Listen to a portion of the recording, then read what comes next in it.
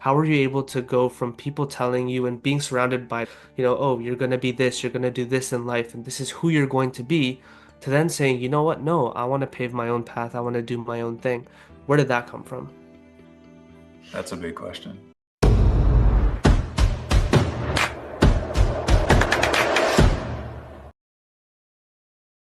Hey, welcome back to our conversation with Nick and Chris. And we took a little break and we're back because we asked a very important question when we left off, and we really want to know the answer. But before we get to that final answer of the question we asked, I've got another question for you. I am a mom of three kids. My oldest son, is gay and he's in a very, very happy relationship. He's been in for 7 years. And we love Simon, his partner, and he's part of our family now. They're pretty much married. I mean, they don't say technically, but whatever. And I know that you two have come together and have a beautiful union as well. Not as long yet, but hopefully will be. And I just would like to know, I think the parents out there would like to know how to best handle the realization that their child is gay or may not, and then how they should respond or anything like that. Because I know I struggled with it a little bit. It didn't take me long because I kind of had an idea back when he was 5 years old. But um, if you could help parents to not only understand your journey and what it felt like for you and what you went through and the obstacles and the challenges, but also for them to understand how they would best serve their own child. So, big question, but Yeah, we'd love to yeah. know.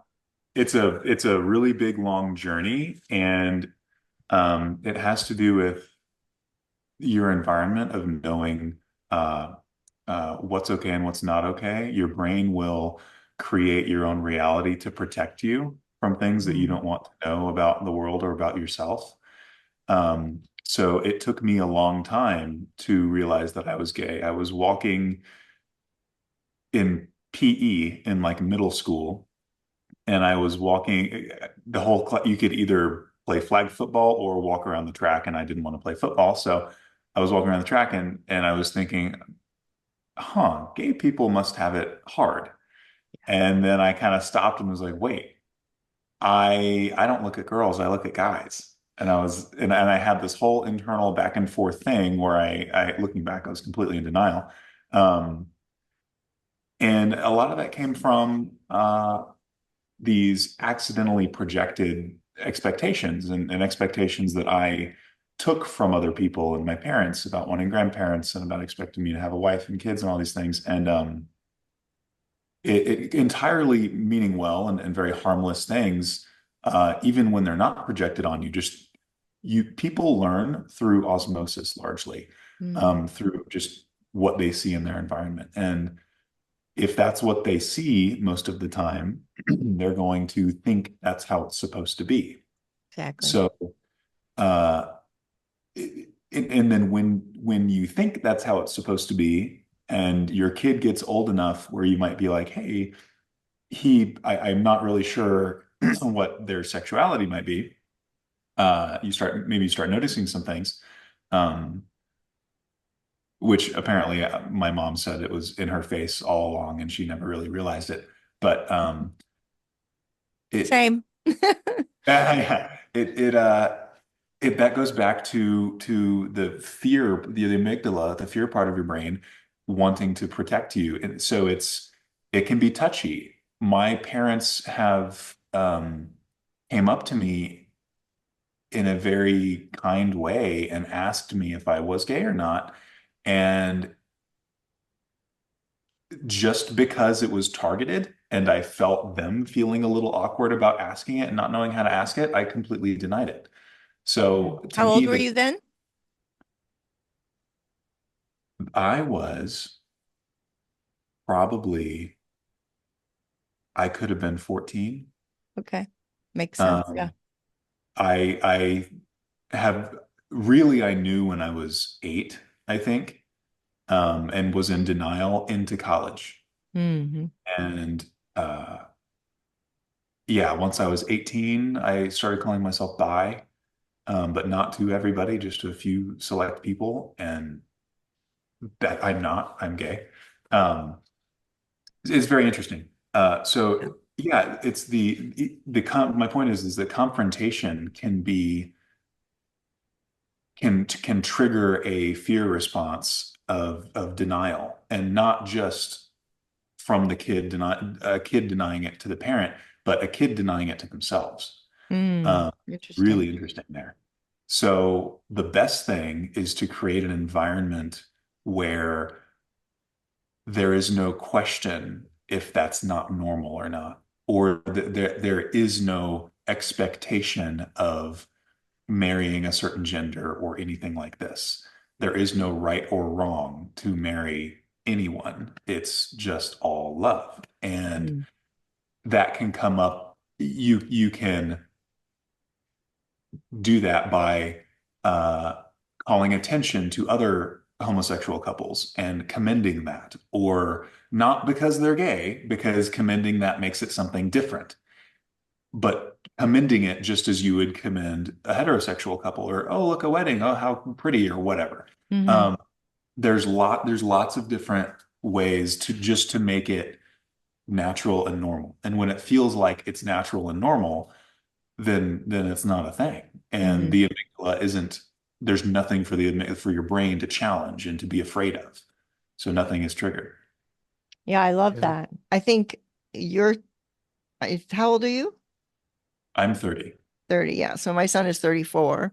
So I think it was harder back then, especially than now. Now the world has changed, but still, it is not an easy life, and it's different, and why I can go on and on about some things with it, but I was just like, why would you want to be, right? It's not Mhm. fun. It's not easy. It's hard to do. So it's like it's totally this is you, and there's no denying it. And that's I have other people that would say to me things, and I would just go, no, why would he come out? It's too hard. It's too Yes. hard. So thank you for sharing that, because we just need to make it be normal, I think is what Right. you're saying. And I think Yeah. we're Yeah. getting there. But it's still Yeah. hard, I think, for a parent who may be thinking, oh, this is not, you know. So if there's anything else you want to say about that, otherwise we'll move on to Chris. But thank you for sharing. Of course. There's tons to get into there. So Yeah. let's go on to Chris. Well, I also agree with the normalization of it, and it became especially for me when I had so many other things that I was going through problems with my identity. Being gay was just like a part of that, but it wasn't. It was just an addition to my identity crisis. It wasn't its own identity crisis. And so lumping it in with that allows it to, for me at least, feel like it's a normal problem that people go through, and while not everybody goes through the thing of being gay, it's a part of like fitting in. And if they feel like at home that there might be some judgment around it, or for me, when I knew, even like when I was older and had come out at Date with Destiny, when that's when it happened for me. Afterwards, I had still decided that I wanted to keep it, um, not really a secret where I'm actively hiding it. But then it kind of became that from like the kids that I coach soccer for, because it was an environment where it was common for people to say, "Hey, oh, you're gay" or whatever, when they're As a just joke. like as a joke or insulting each other. And in reality, 99% of them didn't actually like have that feeling around it.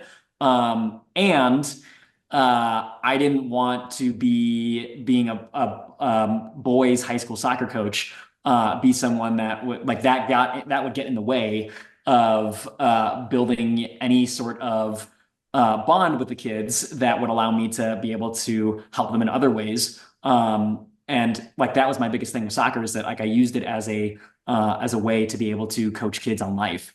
And Mhm. what's funny is a lot of the kids that really took up to that were the ones that I was like, I don't know if you would be okay with me being gay. Yeah.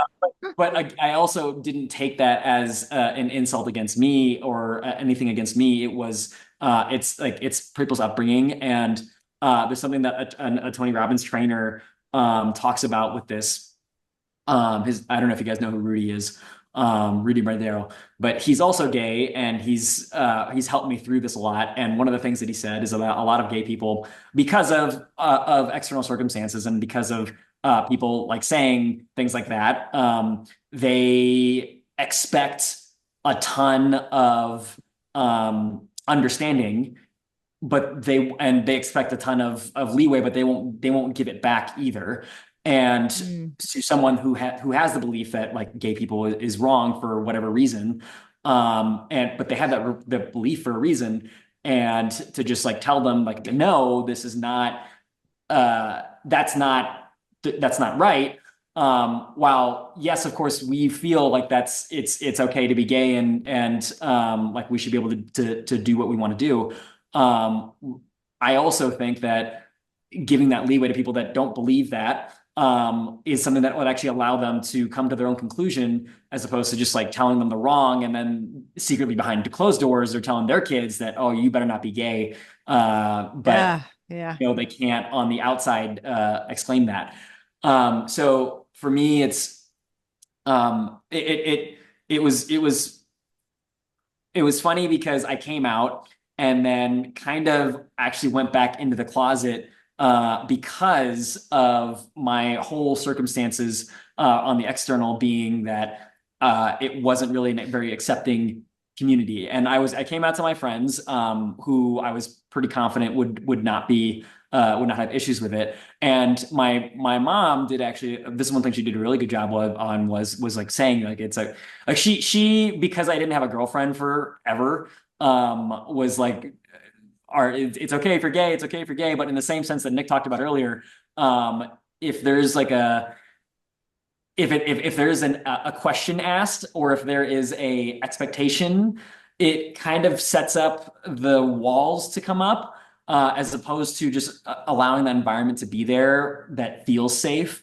And then if that is the case, if I feel safe to come out, then I'll come out when it makes sense to. So or you might just bring a boyfriend to a family Christmas party like I did, yeah. because Yeah. now shouldn't be a thing.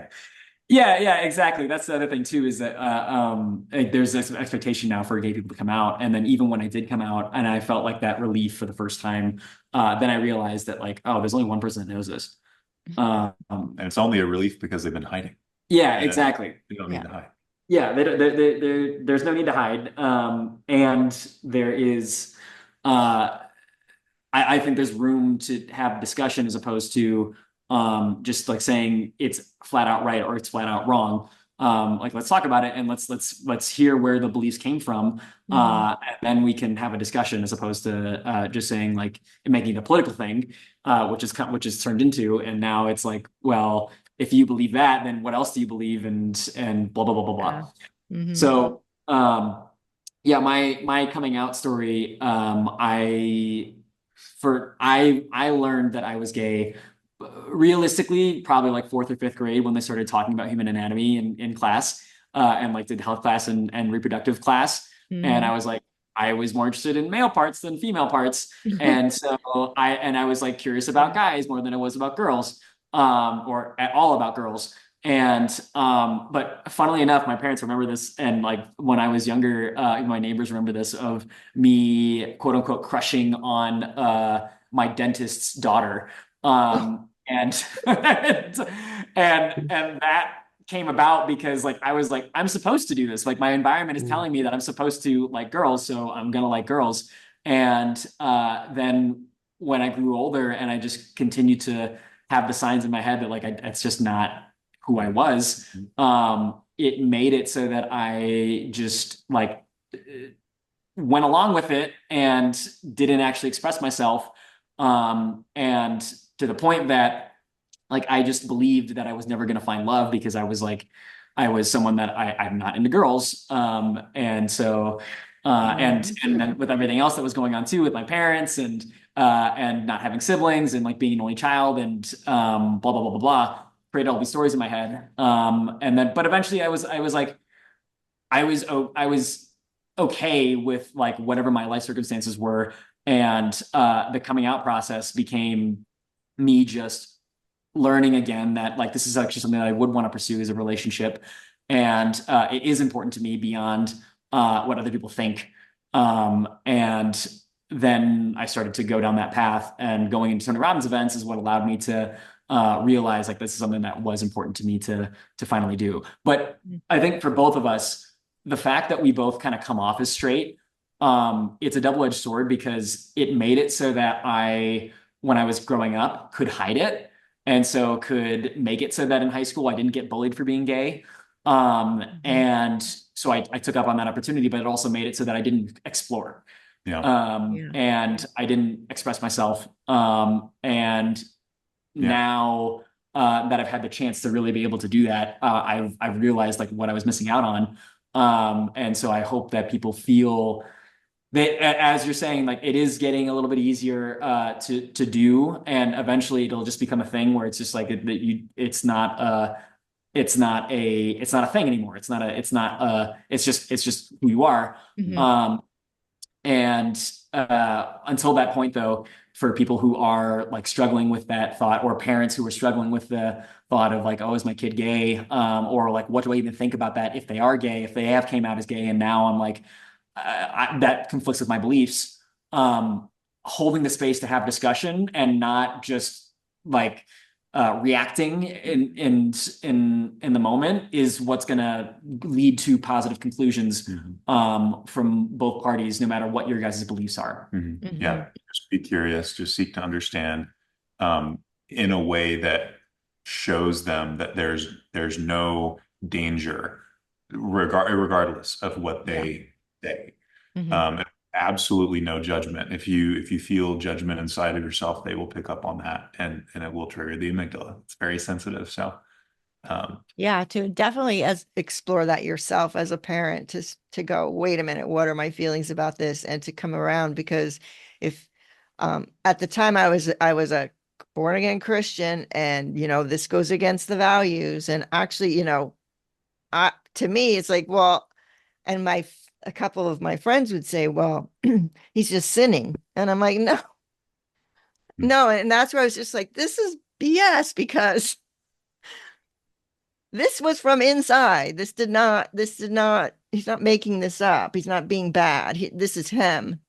And I just struggled with that forever. And now I have proof to back it up, and I say things, and, but so you have to wrap your head around and do some research and open your mind to be more accepting, and really realizing, who is this? This is my child, who I need to be the biggest advocate for, no matter what. Right. And I became Mama Bear. And so I am so grateful for you to tell your story. I think it's valuable. And be open and be loving, no judgment. And I love how you say, don't ask the question, just change the environment, make it good, make it normal, and show you appreciate it, and it's okay. That'll get things that beyond just being gay, anything that a kid might be hiding because they feel uncomfortable to share with you. If there is just an open environment, an open space for them to be able to discuss, then those things will come out. But if you might feel as a parent that the kid is hiding something, and you don't know necessarily how to approach that, ask yourself, what am I doing to make the environment the way that it is, and am I supporting an environment where the kid can tell me whatever it is that they might want to tell me. And we've both been listening to, and I think I've mentioned this book before to you, to Susan, from a guy named Dr. K, and it's called How to Raise a Healthy Gamer. And while the book does focus on gaming addiction in kids, replace gaming addiction with cell phones or like Whatever. Yeah. whatever else. And it teaches you as a parent how to have a discussion with the kid that doesn't feel confrontational. Mhm. It feels like you're on the same team. Because at the end of the day, with like video game addiction, the kid doesn't actually want to be addicted to video games their entire life. They don't want the outcomes that will come from that. However, if you just straight up tell them like, "Hey, you got to stop playing video games. Like, why are you playing video games? Like what's going on? Stop, stop, stop." Um, Now you're taking away something from them that gives them their needs. And so when you do that, they're going to fight to take it back unless they realize that you guys are on the same team. And so that book has tons of language about how to actually get on the same team as your kid and not be confrontational, but instead like set up a plan together to figure out things like that. And when you can have that open discussion, things like being gay, things like being addicted to video games, things like bad grades or whatever else kids might be wanting to hide from you, only because they respect your opinion or like value that, and that is a big part of their identity is like what your opinion is of them. For sure. Then things like that can come out. So that's I think the most important thing that can come from this. Right. Wonderful.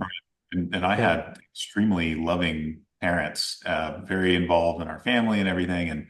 And they, grew up Catholic, raised Christian, that sort of thing. And nothing against either religion whatsoever. Uh, just being around some people who it's interesting how people will pick and choose things that they believe from religions. And I don't think that's a bad idea. But there were a few people in my family who were Catholic or Christian, and they did believe that being gay was wrong. And just being around it, learning through osmosis, overhearing little things like that. It didn't even need to be explicit. Uh, Even just feeling the energy in the room when a gay couple walked by or something like that, you can tell. And I mean, I dated a girl in high school because of it, and I didn't know. So it's interesting how you can be blinded to that. Yeah. Yeah. My son dated when he was 14, his first girlfriend, and was crushed when she broke up with him. But yeah, I Yeah, mean, it's like, and go to prom and all that stuff. So yeah. yeah. Yeah. Rayhan, what are Yeah. yours? Yeah. I was gonna say just goes to show the importance of how you show up as a parent and what you say. I think kids just pick up on everything. Oh, they Like, do. if a parent is saying, oh, this generation is always on their phones and they're always like this and they're always playing their video games, and a kid's gonna pick up on that, and then that's removing that safe space for them to talk about the fact that maybe they enjoy it, maybe that's their way to escape. And you know, um, the same thing applies in all of these different areas.